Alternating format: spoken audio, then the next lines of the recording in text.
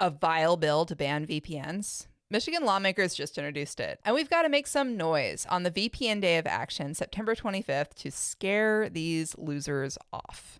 The whole save the kids by censoring and surveilling the internet farce has just escalated here in the US. Since the rollout of UCOSA's online ID checks was so wildly popular, read universally reviled in Britain, a group of Michigan lawmakers has seen fit to take it a step farther and propose what even the Labor Party isn't ready to do yet across the pond. They want to ban VPNs, the sale of them, the advertisement of them. All VPNs just banned. Whether you're an abuse survivor looking to hide your IP address so no one can see your physical location, or a business trying to provide secure access to company servers for workers who aren't in the same office, or a visitor trying to make sure your Airbnb host isn't lurking on you, or a queer kid trying to safely and privately find community belonging, even as life-saving resources like suicide prevention hotlines are defunded. One thing we know about ignorant and unprincipled politicians, they don't like the idea of a bill blowing up in their faces, which is why on September 25th,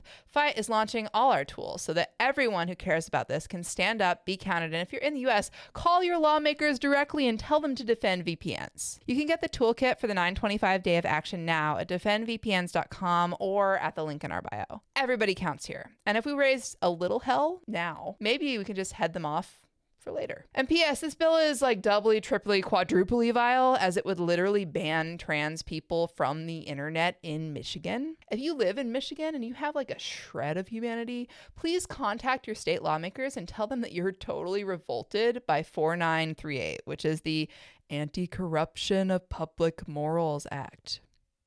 Thanks.